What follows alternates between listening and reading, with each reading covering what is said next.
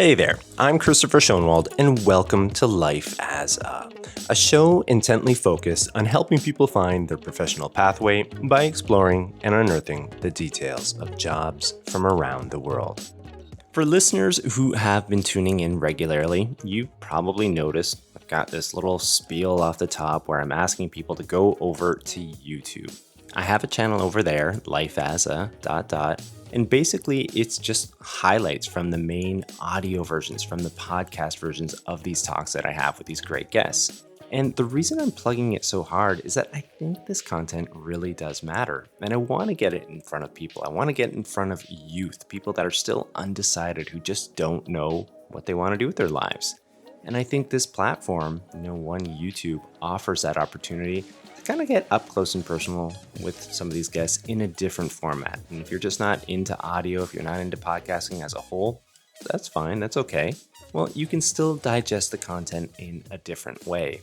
I would encourage you, if you do know somebody who's looking for that career, looking for some ideas, direct them over to Life as a ...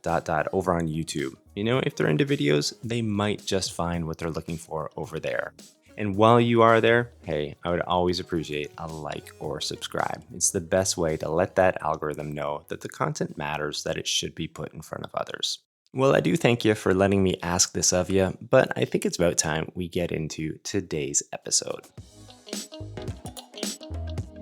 When you think of a behavioral scientist, what's the first thing that comes to mind? Maybe you think of somebody as a professor within the walls of academia. Maybe you think of a practitioner helping individuals. Well, that is what makes this episode today really, really interesting, is we're going to get into this world of behavioral science and all of the other possibilities that exist within it. And we're going to do so by way of this conversation with this exceptional guest. Her name is Dr. Abbie Maroño. And she is a renowned nonverbal communication expert who, yes, did spend some time within academia, and she transitioned that into the private sector.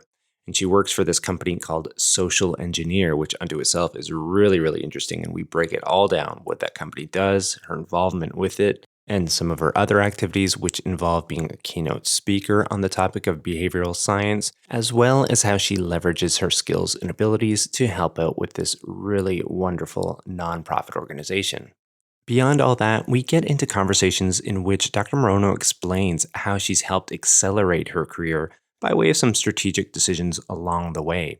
We also break down some of the rewards, some of the challenges of her work. We even get treated to a look at Dr. Maroño's thoughts on the world of AI and how that may be shifting and changing things around within behavioral science and the field of social engineering. Finally, listeners will be treated to an inside look at her new book, which will be coming out very shortly, and what that process was like, some of the challenges, some of the opportunities that presented for her. So all up, we do cover a lot of ground in this conversation, and I'm really excited to share it with you. So let me more formally introduce you to her, and we can get started.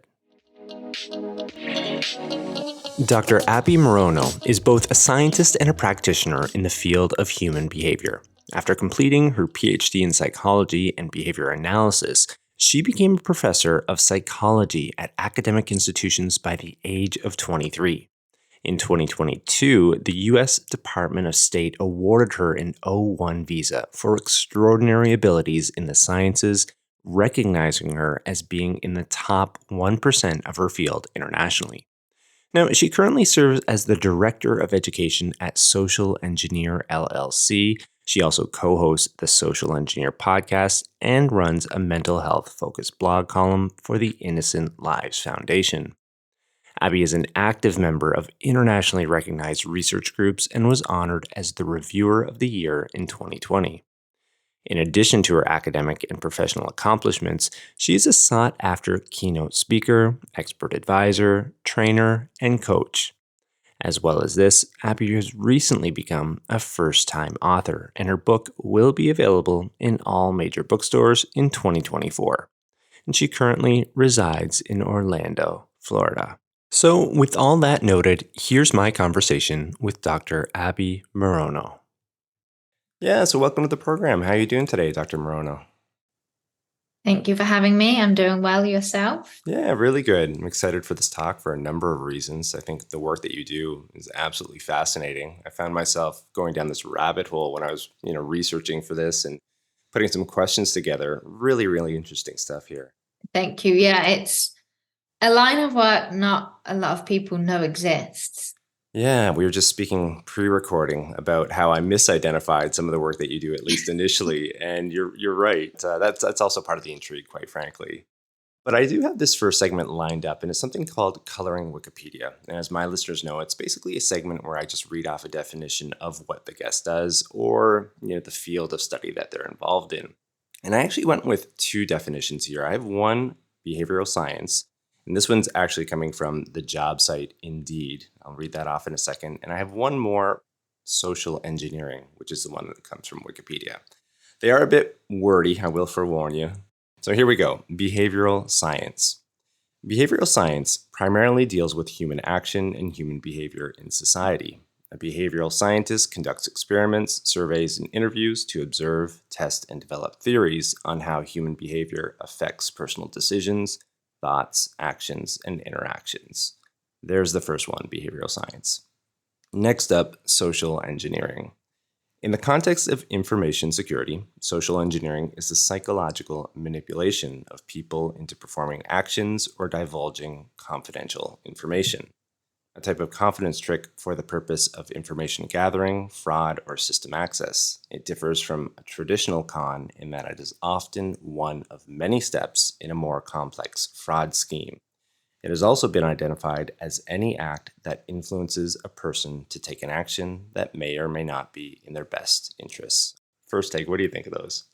They sound good, similar to reality of what we do.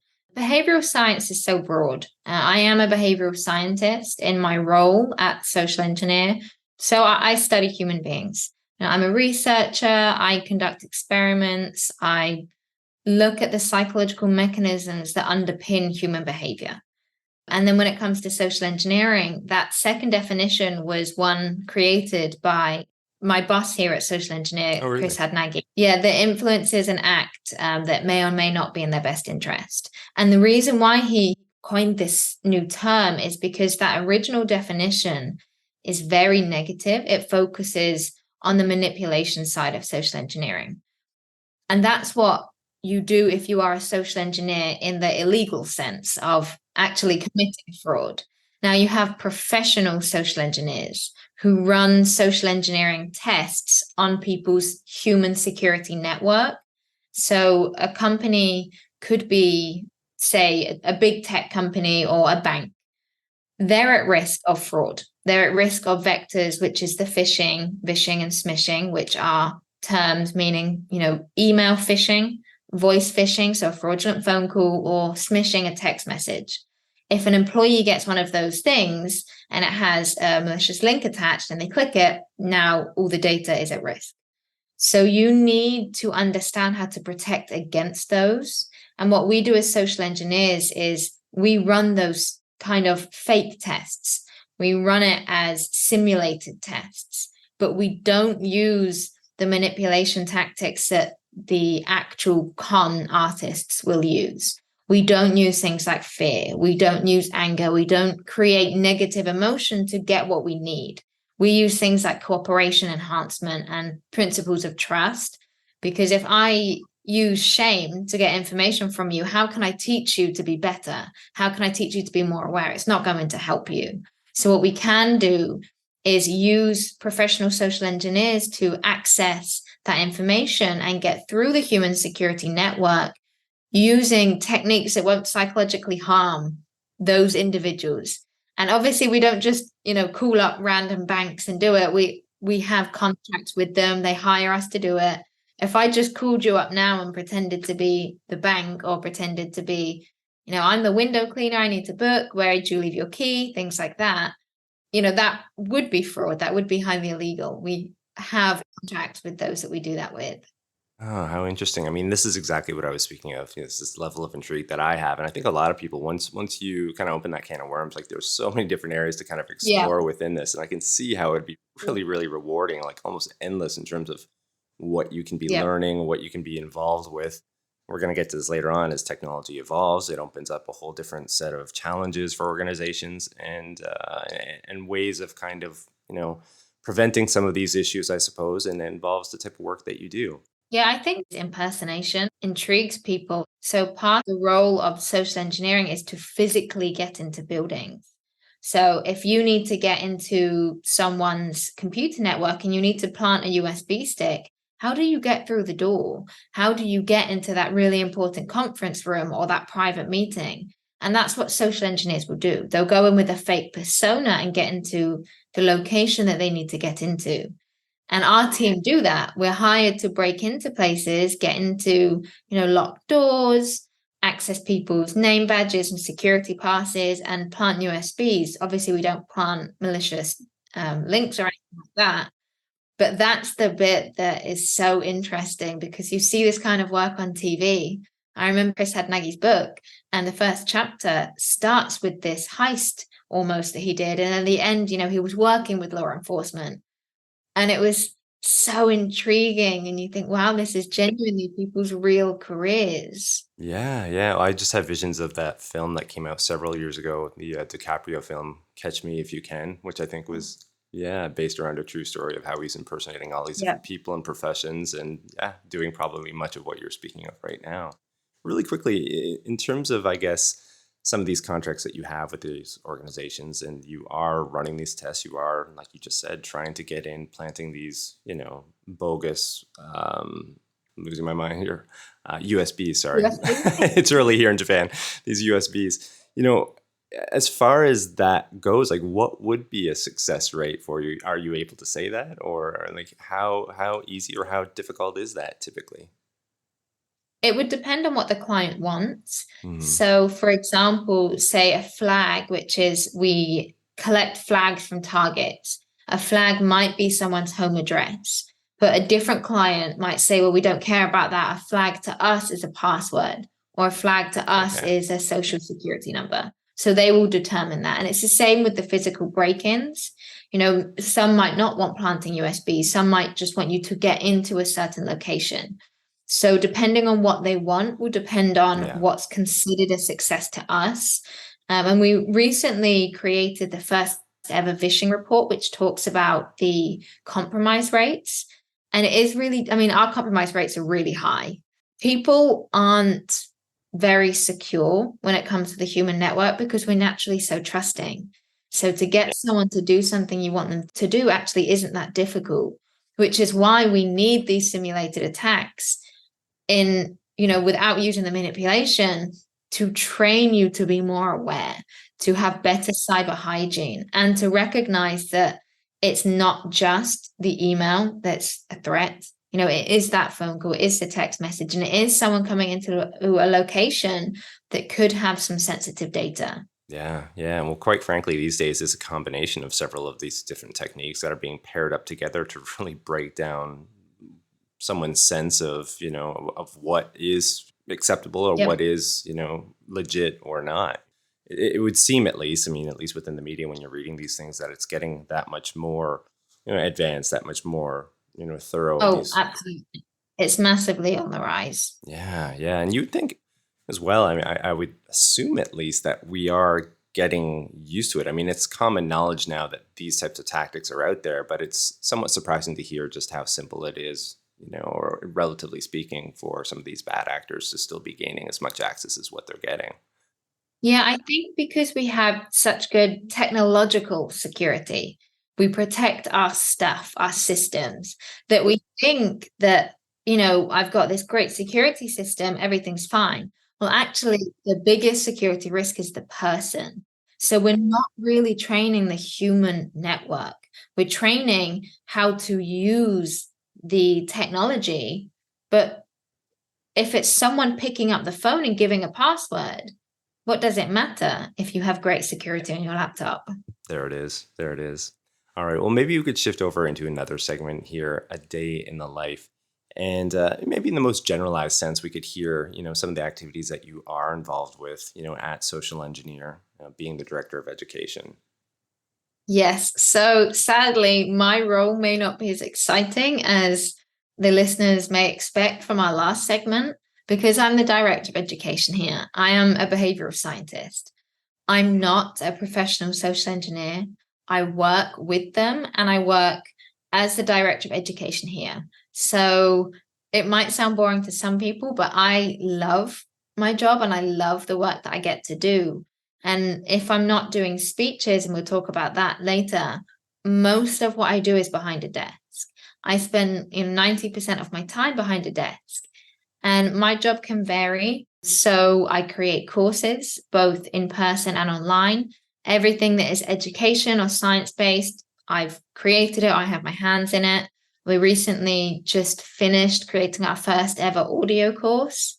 And it will be an audio course on information elicitation, which I'm very excited about. I also host a podcast, which is teaching concepts within the realm of psychology.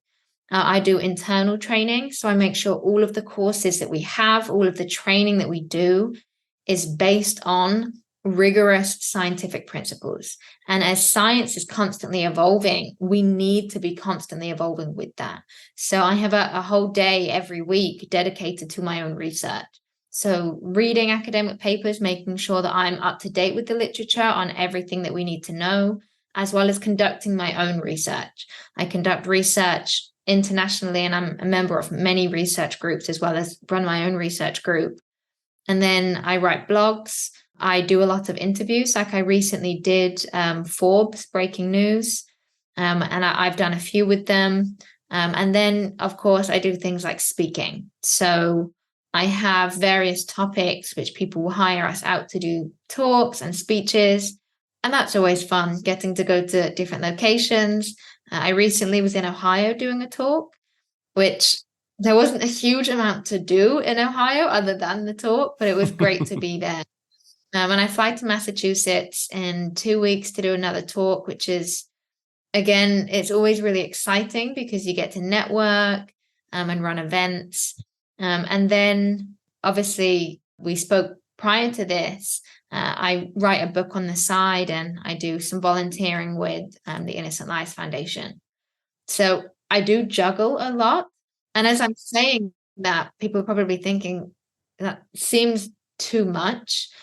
And that's more than a job's worth. So my career is my life. It really is like who I am. And you can be a behavioral scientist and not work those same hours.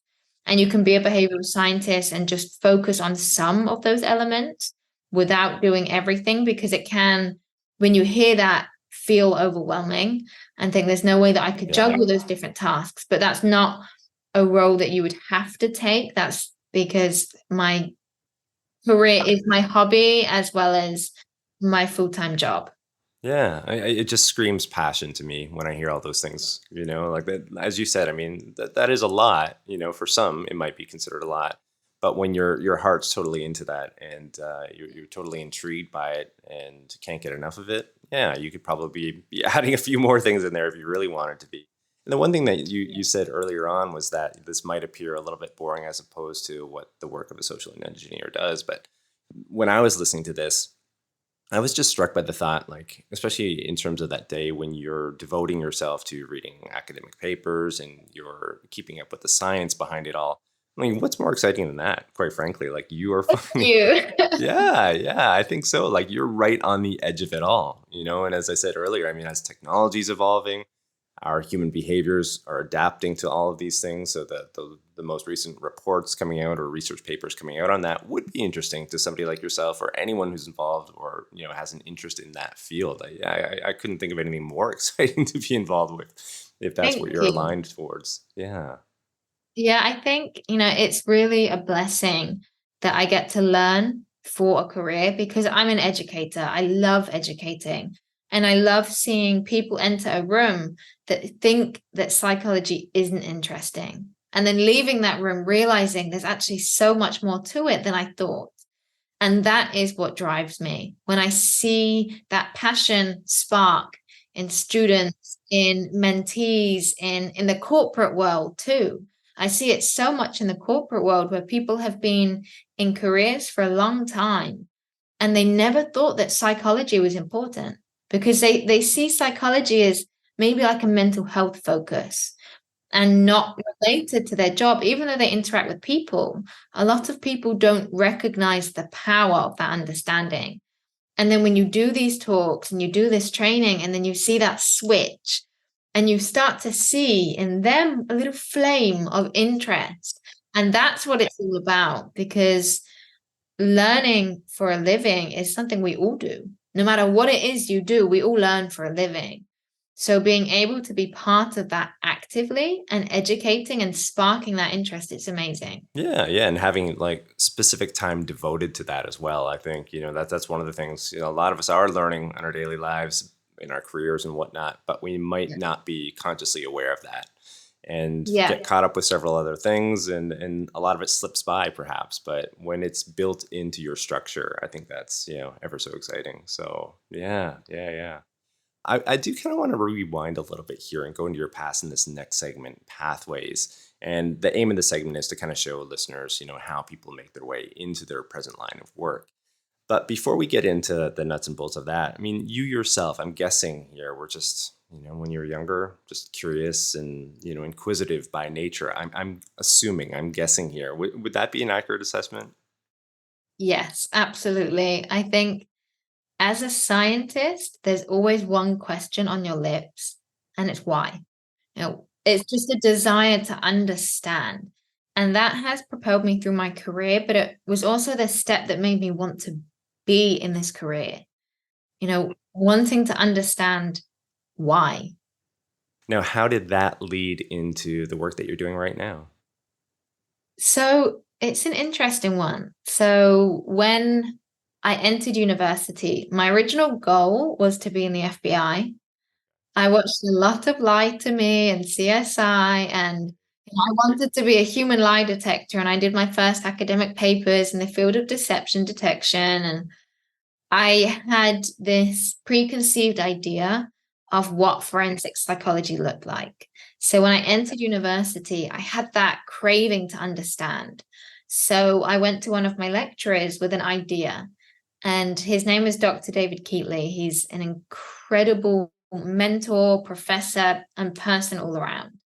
And I gave him this idea, and I think it was a couple of weeks into my first class at university as an undergrad. So I'd just started, and I was in the course of psychology. And I gave him this idea, and he said to me, "Have you told this to anybody?"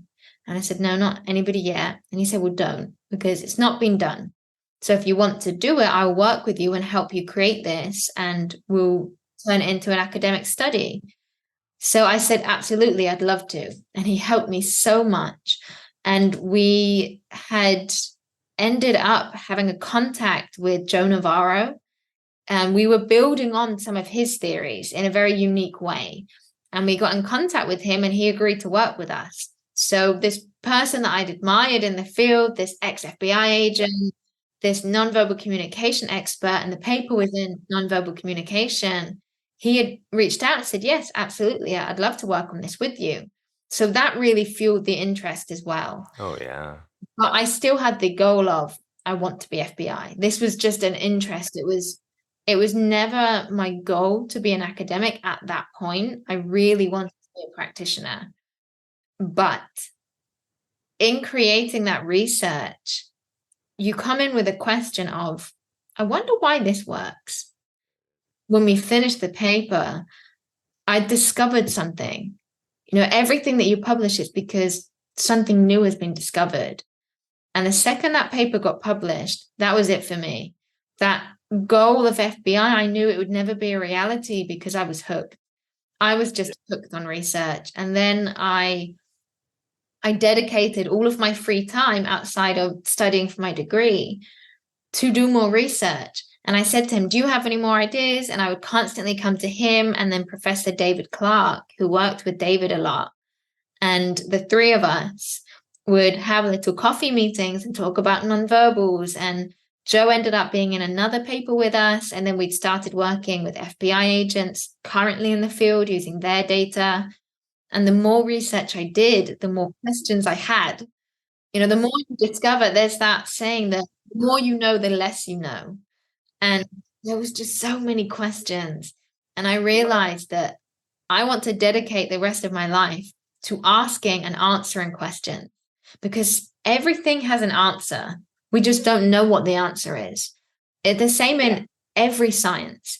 We may not understand it yet, but one day we could. And the answer is there. We just need to use the right methods to figure it out. And that, to me, it's so exciting, especially when it comes to human beings, because humans are so different and unique, yet we have these underlying principles in which apply to all of us.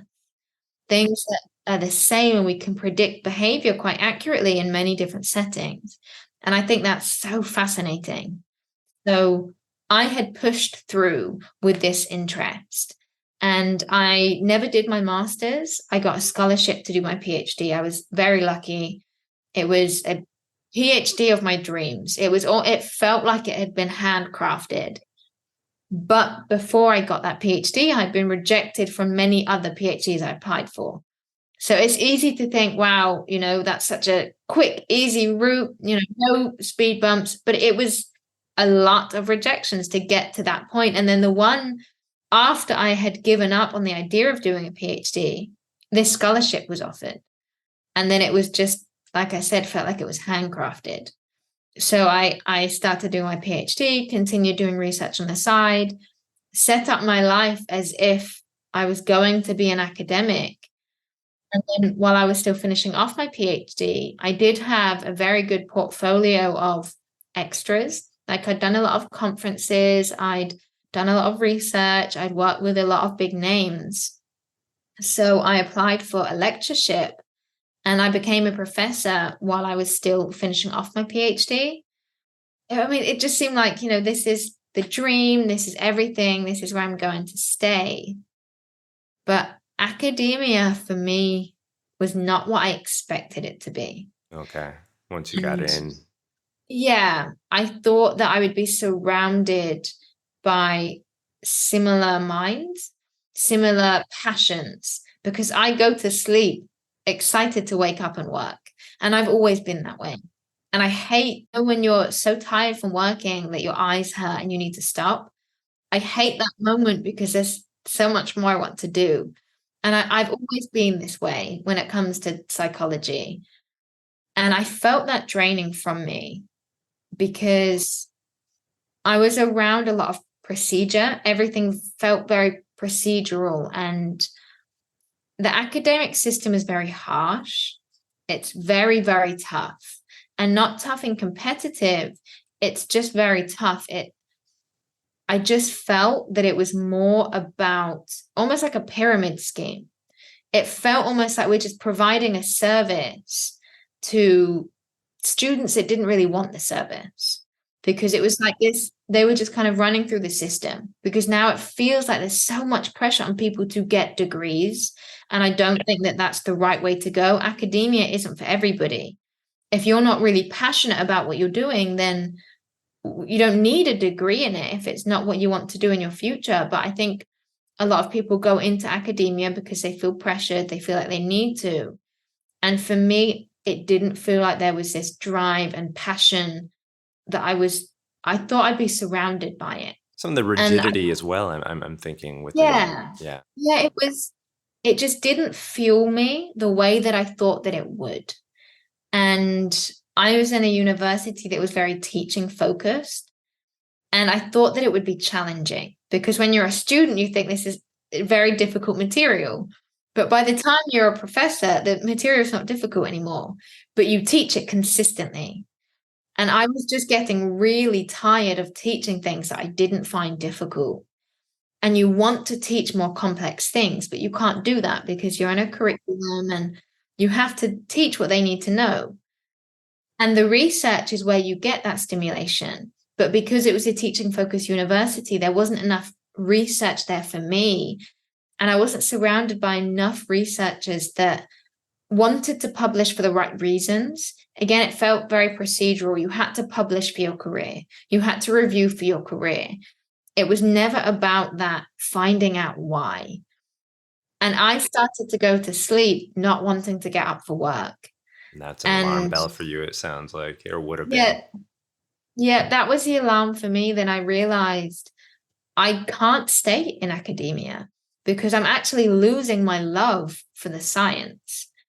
And I'd started working with Joe Navarro, and I'd said to him that I'd created this research group because I thought that that would refuel my passion to run a research group, to really be part actively of creating new science and bringing together like-minded people in the field. And I brought him in the research team, and he said yes. And him and I slowly became like best friends. We ended up like Skyping every day, just talking about nonverbal communication. And we'd send each other's papers and then sit and just talk for hours about the research. And I realized that the love I was looking for is because I want to be around people that are hungry for that knowledge. A lot of students are very hungry for the knowledge, but the knowledge that I wanted to teach was at a very different level than what I was teaching at university. And there's a difference between students wanting the knowledge and then people in industry. Because people in industry wanting that knowledge, they want it because it's vital for their careers. So you see this real hunger to learn in a very different sense. And I had begun moving from the dark psychology into more positive psych. So I moved away from things like FBI and serial killers and that field into more how to create cooperation and how to create trust.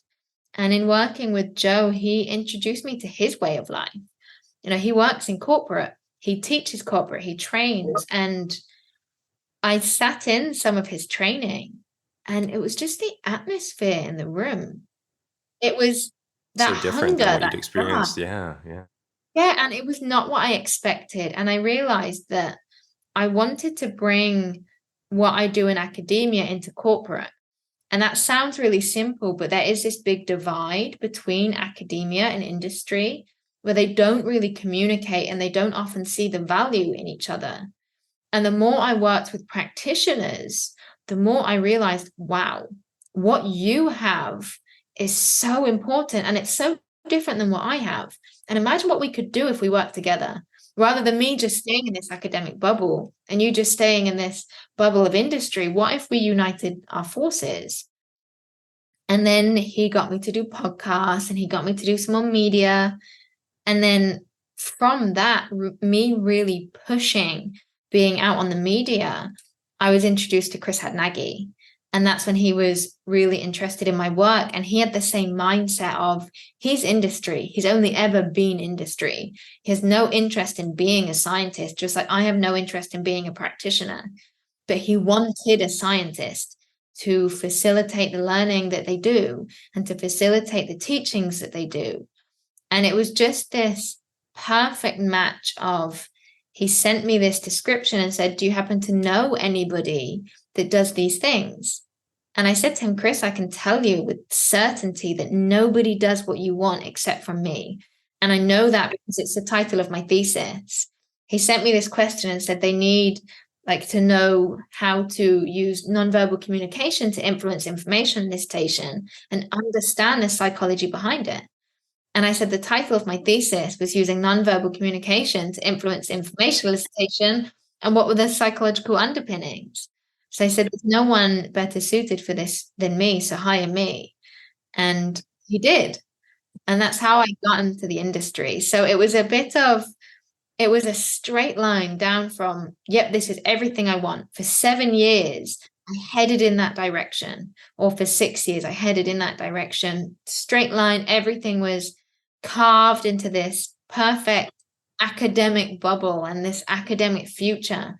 And I'd already been offered a promotion in the job that I had. I'd created academic courses. So my life seemed very set. Hmm.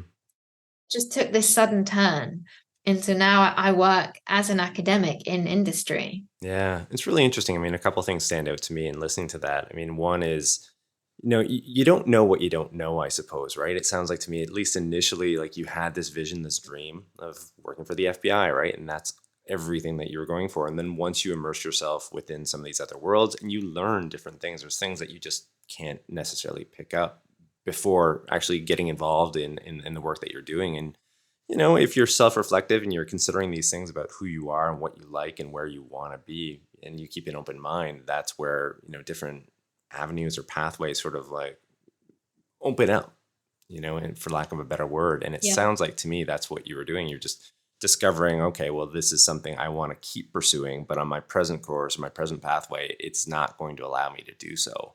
So if I shift over here, if I'm, open to meeting these types of people and learning from them and just taking on new perspectives, it can open up a whole different set of options. And it seems like to me that you just kept progressing through that and learning more and more about what's driving you, and what is going to be fulfilling for you. And it's interesting as well how academia wasn't filling that need. I mean, I think a lot of people would assume like that would be the perfect world if you're interested in research and science, and you would think, at least like just quickly analyzing it, you'd think that would be the perfect world for somebody like yourself.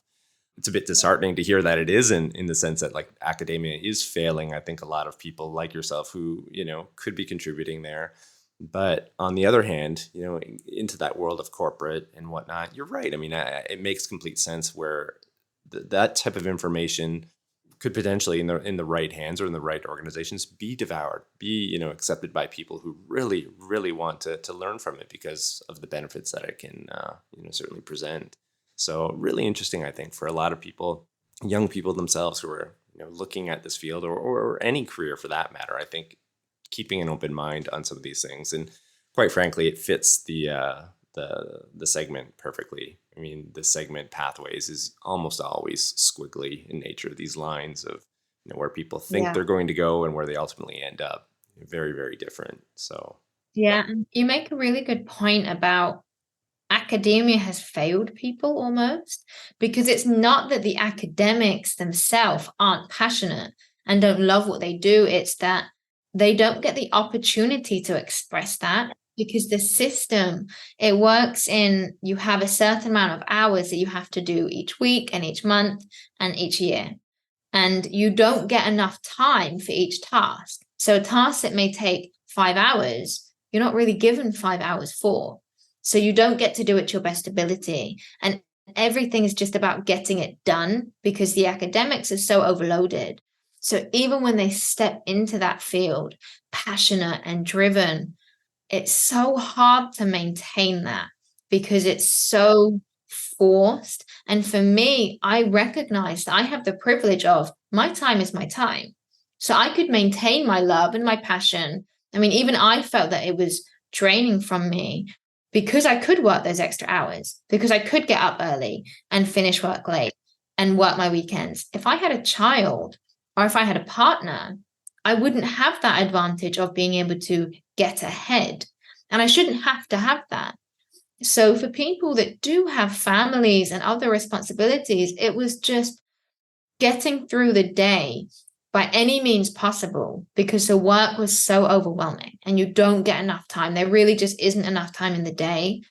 And the system has changed. Like when you look back 10 years, the same tasks you get less time for, but they take longer. And how does that work? right.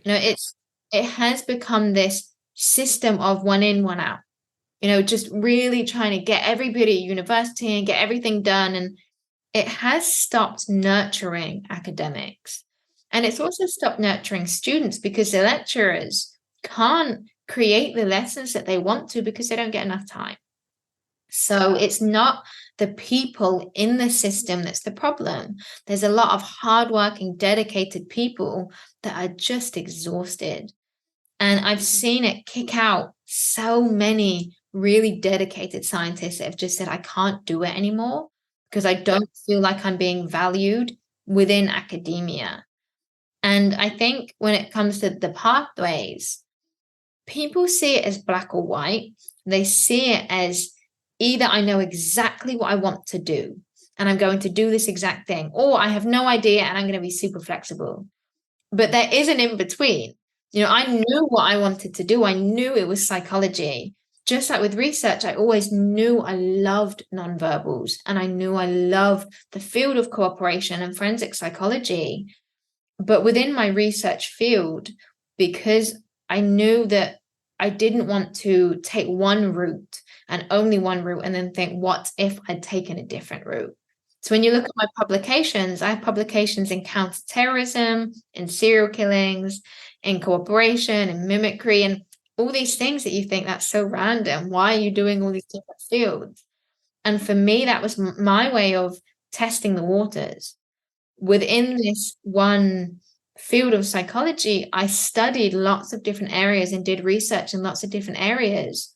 I knew I loved nonverbals, but I didn't want to be completely, shutter blind to everything else. I knew that I needed to have some flexibility, and I ended up going down the route of nonverbals anyway.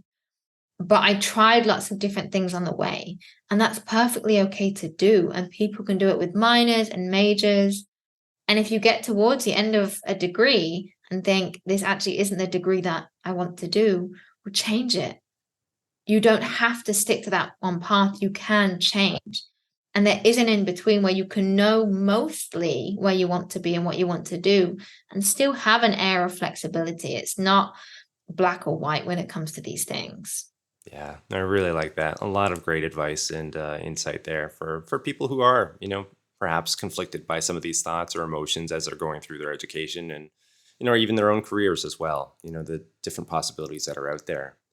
I do want to shift over into this next segment here, a Q&A discovery. We can kind of just continue this back and forth. And in listening to the podcast that you're involved with, the Social Engineer podcast, I came to learn a great many things. And I also recall hearing about some of the work that you do for the nonprofit, the Innocent Lives Foundation, in which you and others help law enforcement solve particular cases. And I'd be curious about some of those cases or the types of cases that you're involved with. And what is that like, being involved in that type of nonprofit work? So the Innocent Lives Foundation is really an incredible nonprofit. It's so rewarding. And they work to identify anonymous child predators and help bring them to justice. So they're not a vigilante group. They identify the predators using their OSINT skills. So because it was founded by the CEO of Social Engineer, he had a very particular skill set. And open source intelligence gathering is a huge part of social engineering. So he applied that to helping save children that need protecting. And they use that skills to identify predators and collect evidence of the attack or of the problem. And then they work with law enforcement. They hand off that evidence to law enforcement.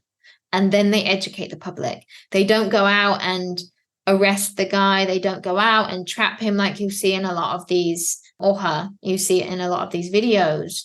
They work with law enforcement. They're not vigilantes. And we can't talk about the individual cases for security reasons. But I volunteer with them as an educator. So the final part of what they do is that I said educating the public. So educating them on, say, child safety, how to keep your child safe. But what they didn't have also was a scientist.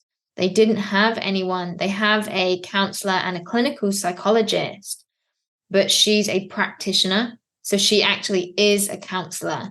Her job isn't to be in the literature 24/7 like it is mine. So she has a very different role, a very important role, but different. So they needed someone to educate on the literature and the scientific basis of, okay, well, what next? Say you were a victim, or say your child was a victim. How do you cope? How do we focus on mental health? They needed real understandings of those so they could help people. And when I heard about their mission, it just touched my heart completely, because I think child safety is something that every single person, unless you are a threat to children, every single person can agree is a top priority, even if you are not maternal. So I'm not someone who is naturally maternal. I have many cats, and that's as far as it goes. They're my babies. But we love children. How can you It's not human love nature, children? right? I think to care for somebody else, or at least it should be. Yeah. Yep.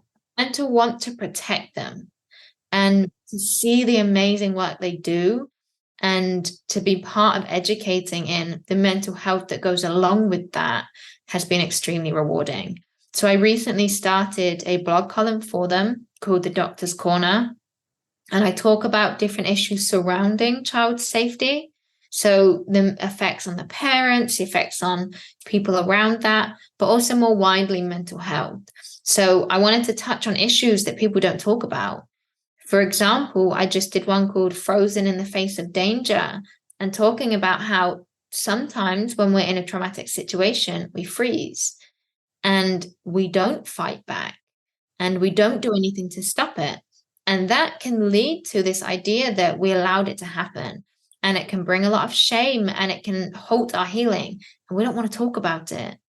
And we don't understand it. And when you dive into the literature, the papers are very academic and often behind a paywall. So unless you know exactly what you're reading and understand it to that level, it's really difficult to do anything with that information. How is a child going to access that information? How is a parent? They don't have the time to sit down. They probably can't even access the paper anyway, because again, like I said, it's behind a paywall. So I wanted those conversations that people don't have that surrounds this issue and these issues to be accessible in a way that people could understand them and use them and spur more open conversations about these things. Because, like I said, they're not discussed. And it makes it really hard to heal and hard to help people. How can a parent help their child if they don't have the information at hand? So this is why I work with them on the education side of things, because their mission is incredible and the work they do is incredible. So just being able to be a part of that is extremely rewarding. Yeah, I can definitely envision that, and that word that you just used, mission, in terms of what that organization or that nonprofit is all about. It kind of comes to mind in terms of what you're doing once again, this passion-driven sort of interest in the field of understanding others, in essence, and you're getting yourself involved and making a difference in the world. Like you said, eliciting some of this information that you're gathering from research papers or conversations from others and making it accessible for people, allowing for people to perhaps change their behaviors in a positive manner that's going to be of benefit. And in this case, for, children's safety and whatnot. I couldn't think of anything more potentially rewarding than that type of work. So yeah, I'm getting this sense of like a lot of different layers of fulfillment in the work that you do, the discovery elements of what you're constantly researching and finding and being driven by that feeling that you're getting from all of that, and then also contributing and giving back. This other question here I do have, in terms of some of the challenges associated with the work that you do, I think that would also be interesting to hear a little bit about. We've spoken a lot about some of the rewards that you're potentially gaining, and I was just chatting about that. But what are some of the challenges or real challenges that are faced, within the work that you are involved with? So when it comes to education, you have to be in front of people. So to educate, you have to have an audience. You have to have people wanting to listen. And a lot of what I do now is public speaking or media interviews, and you're in the public eye. For example, we found each other through the Forbes interview that I did. And that's quite scary. Public speaking is very nerve-wracking. But anytime you're in the public sphere, like the public eye, particularly now with everything being online, there's always going to be a level of trolling, no matter what it is you're talking about, no matter what space you're in.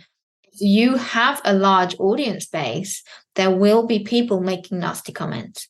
It is a horrible reality, but it's something that is a reality. And being mentally prepared for the judgment of others is tough.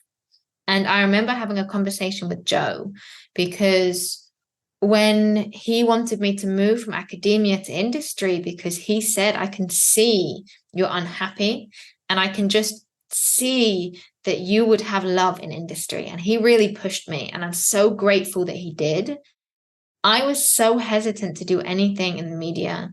I would turn down every opportunity to do anything. I turned down, doing a series with someone who wanted to put it on Netflix. I turned down some big series on a lot of my research because I wasn't ready and I was scared, because I know, and particularly being a young woman, I know that when you do anything publicly, people have a lot of nasty things to say that have nothing to do with your work. There's always appearance comments and body comments and comments on things like how you speak and what you wear. And there's nothing you can do about it because lots of people just want to put hate online. Or if you have a view that they disagree with, they can be really nasty, particularly if it's anywhere in the field of politics. People are very nasty. Oh, yeah. And obviously, you get a lot of great comments too. But when you read 10 great comments and one negative one, that negative It's one's the one really that going to play on. sticks. Exactly. And I felt myself subduing my progress. I knew that if I could do this media and get really good at public speaking, I could build a better career for myself. But I was so scared of that judgment of others. And like I said, for a long time, I turned down those opportunities because I was so scared. And then when I eventually did it, I remember having a conversation with Joe and saying, I want to publish a book one day. I want to do all these things. How do you prepare for the hate? And he was so straight and honest with me. And he said, it will come. He said, he gets hate all the time. All you have to do is know you are doing your best. If you know you're doing your best and you know you are living honestly and you are trying to help people and you are teaching information that you genuinely believe to be correct and you are flexible and willing to learn and adapt, there's nothing more you can do. People can hate and people can say mean things or nice things. His main piece of advice was never read the comments because you're not going to get anything from it. If there's something you need to know, someone who cares about you will read them and tell you. Other than that, you don't need to know because you're just going to drive yourself crazy. And he told me just to make sure that I always do my best. And as long as I believe I've done my best and make myself feel proud, then the negative judgments of others, they're going to happen either way. So you might as well just get on with it because it's not going to affect your life. And when I got my head around that and thought, well, people are going to judge me no matter what I do. They're just going to do it more publicly if I'm more public. As long as I stick to what I believe is correct and what I believe has integrity, then that's all I can do. So learning to have a thick skin is something you have to do. It's not a positive thing, but it is something that you have to learn to have. Yeah, some sage advice there, no doubt. Probably we need courses for this. I'm sure there are, in fact, out there on how to handle these things. But yeah, I think that type of advice that is being shared there probably would be a boon to anyone who's considering that or is in that similar situation where they're trying to manage these issues because it can be nasty. You're right. But I really like that point of just believing in what you're doing, sinking yourself into your work and knowing that you're doing everything that you can and just not immersing yourself into those worlds, into those nasty comments, into those types of discussions because it's a black hole. You can really get lost and caught up in a lot of that, and just kind of steering clear of most of it is probably the most sensible thing to be doing, and just continuing to focus on the work that you do. And as long as it's genuine and authentic, then yeah, it's probably going to be enough to get you through. Now, as far as how you've been able to manage that and get through those things, what have been some of these other rewards that have opened up to you? Some of these other overtures come back around, say on a Netflix or on some of these other programs or opportunities. I know you have the book coming out soon as well. Maybe you'd like to quickly speak about that, but I'd love to hear some of the rewards, of what you've experienced thus far in your career. Yeah, so I had started doing some podcasts, and it was doing those podcasts that got Chris to recognize me. I've made some great connections. I met with Robin Dreek, who took over the behavior analysis program when Joe left and before he then retired from the FBI. And he opened up some doors with some fantastic contacts. And the more I did, the more people wanted me to do more. And then people had seen me on podcasts, and then I got asked to do some conferences. And then speaking, I eventually got asked to do more, and then I got asked to keynote. And then you're looking at, this progression of now I get asked to do keynotes all the time. And I've recently done some big recording that I can't yet talk about, but it will be out in the next couple of months of opportunities that I never believed would be at my door. Forbes reached out to me to have an interview. And then in one interview that I did with them, they liked what I had to say and they liked how I conducted myself. And that's when they offered me the opportunity to do a much bigger interview and said that we'll be reaching out to you to do more. And now I write a lot of blogs for them and I write a lot on Apple News. And each step that you take that feels uncomfortable, if you do it with enough prep and you put your heart and soul into doing it as best you can, it opens up doors because people can recognize you do a good job. And I wouldn't have any of the opportunities I have now if I hadn't taken those steps just to share information and taken every opportunity eventually that came to me. So positive things do happen when you take those opportunities, because my career progressed so quickly, but that was because I had said, I'm not going to hold myself back anymore. I'm just going to get on with it. I'm going to learn to be a good speaker because I want to educate. I want to kindle that fire. I really want to see the spark in others unite. And I can't do that if I don't learn how to be a speaker myself. And my book was written, it's not the book that people will expect me to write because it's not about social engineering and it's not about nonverbals. The book is about empowerment and working through shame. And I actually wrote the book because the help that I was seeking from all the other self-help books, they didn't help me because the science wasn't there. It was a lot of pseudoscience written in these books because it sells. So I turned to the academic literature to help me understand, why am I so afraid? What am I hiding from? What inside of me is holding me back? And through the literature, I really learned to work through lots of things that had been in my past that I hadn't ever worked through, and lots of things that were holding me back. And I wanted to communicate that science to other people. And again, this was something that I had written the book last December. I had it finished, but I was too scared to go to a publisher because I realized there's a lot of my personal stories in there and people will see me in a different way. And I wasn't ready for that. And I just needed some time to remind myself what I wrote in my book of, it's your narrative. Your life is your narrative. People are going to tell it however they want to tell it. It's up to you if you want to tell your story. If you tell it and you front who you are and front what you love and front what you've done in your path and promise to be better and make active steps towards being better, no one can use you against you. And that's what I wanted to teach people, because it's what I learned through science. And science to me has always been a lifeline. It's been more than just a career. When I don't understand why I've done something, I've turned to the literature. When I don't understand why my family have done something or why something happened in society, I turn to the literature to learn. And that has been a lifeline for me. Does it ever reach a point for you when you want to turn off that inquisitive mind? When it's a family relationship or it's an issue, that's involving the personal side and you don't want to be so analytical. Are you ever challenged in that sense? Yes. So my family will definitely agree. Yes. It was worse when I was a professor because, like I said, I love to educate, and it can be annoying when you just want to ask a question and not be lectured. And my family would be like, oh, I wonder why I did this, or I wonder why this happened. And then instantly I would be like, I can tell you why. This is what the literature, these are the theories of why this happened.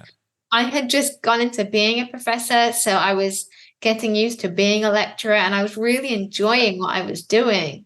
But every time they would phone me up to ask about something, I would go into a full-blown lecture and I would do it all the a walking time. Wikipedia. Yes, exactly. And it's not fun to be around all the time. And I would catch myself and be like, I'm so sorry. And it got to the point they'd stop phoning me up to talk to me because they said, well, I'm just not ready for a lecture. And I did that in my career as well when I moved into industry. And I slowly learned not to be that way. Sometimes I catch myself, someone will say something, and then I just go off into this big psychology spiel, and I have to apologize. Sorry, I didn't mean to throw that in your face and go over the head with psychology.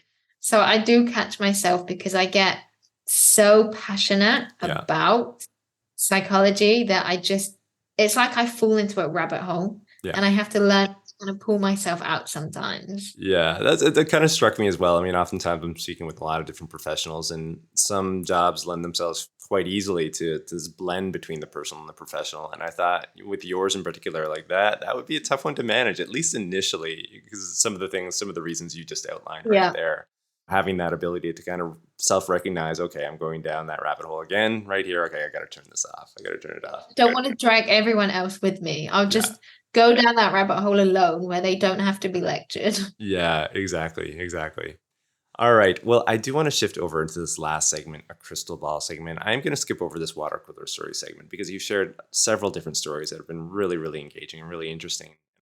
As the name implies, we're looking to the future, trends, predictions, so on and so forth. And we spoke to this point already a little bit, but it's returning to this idea of how technology is continually evolving. And the work that you do at Social Engineer, it involves analyzing the latest research and data on how people are behaving. It's right on that edge, right? It's consistently on that edge of what's coming. And of course, we have things like AI right now and the capabilities that offers, again, to bad actors or those that are trying to protect against some of these malicious attacks on organizations or individuals. So, what is all of that like for you, and what are you seeing, or what are you predicting perhaps in the future all of that kind of comes together and relates? I mean, personally, it's extremely scary to see the advancement of AI and AI threats.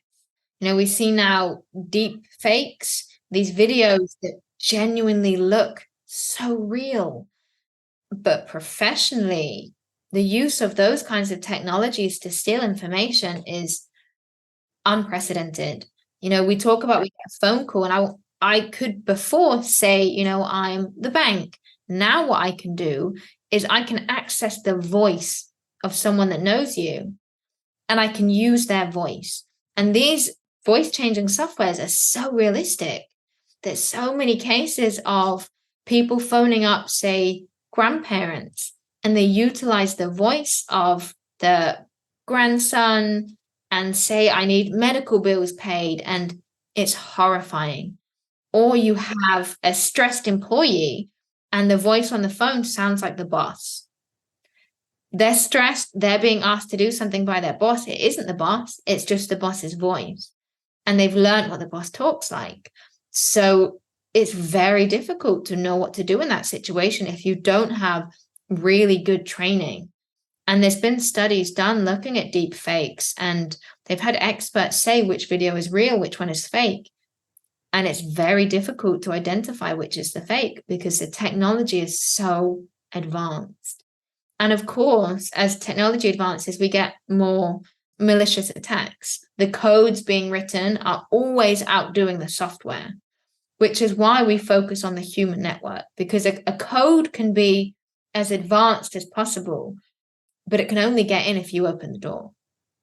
So instead of trying to always win just with the technology, if we train the person, we can have a better chance of, that code, if it came in, it would destroy the systems. So we teach them not to let it in with the human network.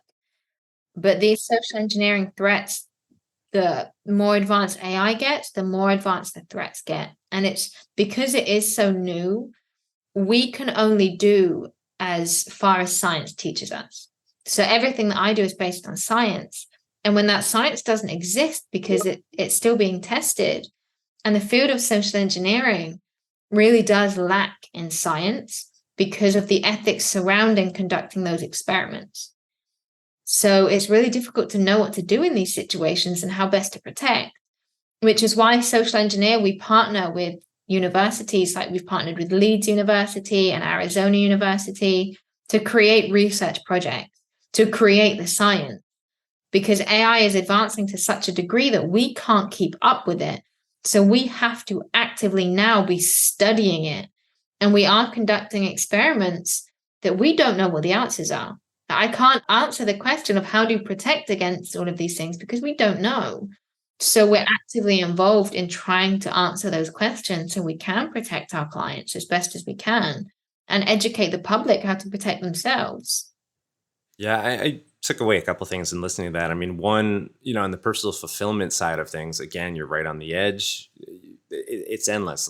The questions that you're asking and trying to find answers to, a lot of personal fulfillment, I would assume, being involved in that type of work because, fighting against this and combating some of these threats, there's value certainly in that. But then also I get this feeling of fear, fear as well, that like it's tough. And as Yeah. technology evolves and the speed at which it's evolving right now, the questions arise like how fast can some of these research reports or experiments be done in order to have answers or potential solutions to combating some of these issues that organizations or individuals are facing. So really, really fascinating. But reflecting on this conversation to this point, I mean, it's been really, really engaging, and I've taken a ton of your time. It's been an absolute pleasure, and I can't thank you enough for coming on today. Thank you so much for having me. It was a pleasure, and I hope I didn't lecture too much. No, no, it was terrific. I think it was really, really engaging, and listeners are absolutely going to love it. Well, for those interested in learning more about Dr. Maroño and her work, you can do so via socialengineer.com. You can also listen to her on the Social Engineer podcast and find her on LinkedIn. For reference, all of this information, including the links, will be in the show notes. And hey, if you like today's show, please be sure to tell a friend and share. To show further support, you can rate, review, and subscribe wherever you access your podcasts. And lastly, head on over to YouTube. I do have a channel over there in which you'll be able to take in video highlights of the conversation. And if you do get over there, I would really appreciate a like or subscribe. Now, finally, don't forget to join us on the next episode of Life As where we'll continue to explore and unearth the details of professions and the people behind them. I'm your host, Christopher Schoenwald. Until next time, stay curious about life and living.